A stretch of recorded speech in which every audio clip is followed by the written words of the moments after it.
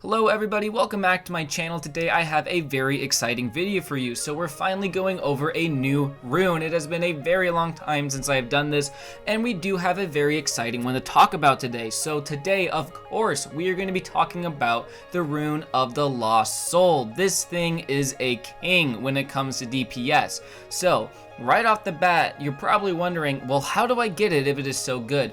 Currently, since the Halloween event is still out and live, it is untradeable. So the only way to get it is to obtain 10,000 candies through farming the mansion raid and or buying Robux and purchasing treats through that way. But of course, it is not pay to win, because by no means do you need to do that. Treats are not that bad to farm. Let's say you have the Rune of the Lost Soul by now. First, you're greeted by its amazing icon. I absolutely love its icon. If you can see my character model in game, it is a very nice looking rune actually, and it is kind of hard to see, but there's many ghosts that constantly pop out of it, and I think it is a very aesthetic rune. This video is mainly going to go over why it's the best DPS rune and what does its abilities do. So first, we're going to very briefly mention Menacing Shout. This is a pretty much useless ability. It is not very good when compared to its main attack. You don't want to use it when using this rune.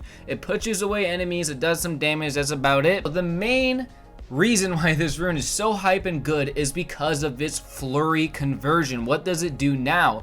Well, basically, your damage is scaled on your max health plus current HP, which is something incredibly unique. So it is very different compared to any other rune you want to use. Instead of going for a massive DPS set, all you care about is how much health can you get and how much health you have at the moment. Nothing else works like this, and I love it. I love this concept for a rune. It is proven to be very effective in actual gameplay, as you can see in the background. As you can see, the higher the health I have while fighting all of the enemies in the Haunted Mansion, the more damage I'm doing.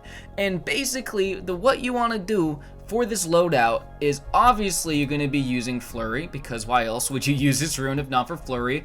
And then you're going to either want to use Blessing or Mending Sword. Both of these work, both of them heal you, and that's the point. You try to keep as much health as possible all the time. And then you're always going to be using Calamity as well, because it just buffs you and everyone around you for 80% damage for 10 seconds. I mean, how is that going to go wrong? Y'all know the drill with this game. Calamity is pretty much a staple with everything.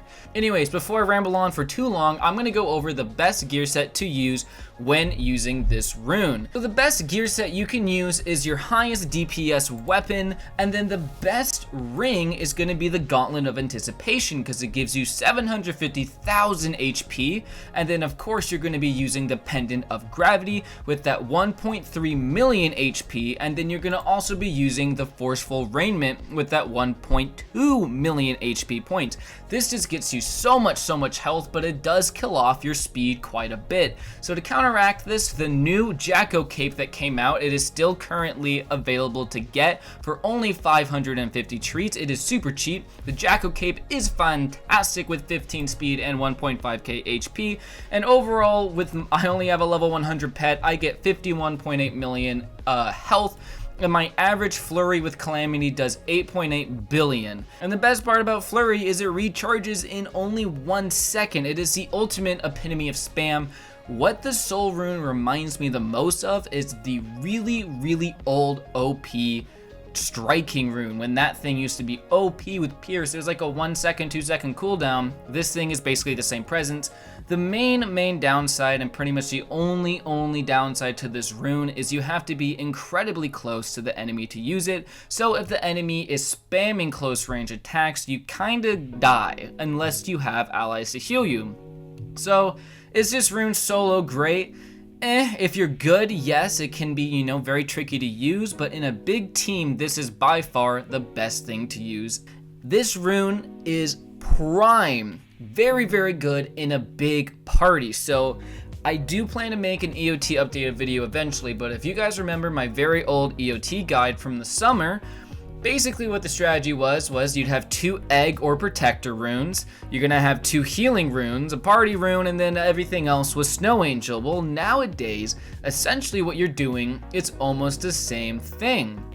what you want for this rune to be super effective is a lot of healing output on you, because the more health your DPS players have, the more damage they're doing with Flurry. So essentially, Party Rune and Life Rune is very compatible with Soul Rune. Those runes together is just magical. So just imagine having 2 healing runes, so 2 life runes, a party rune, a silencer, maybe a protector, and then a whole bunch of soul runes, and you're gonna be shredding every boss.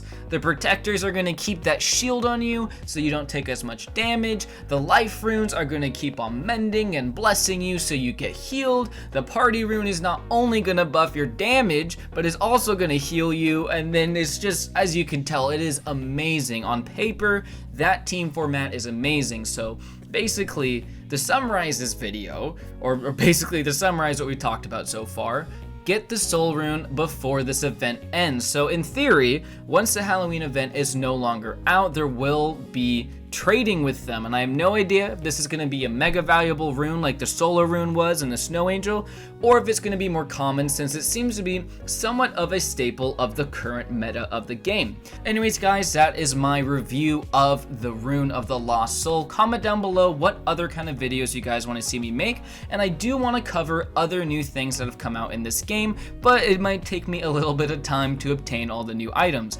Anyways, thank you guys so much for watching as always, and have a great rest of your day.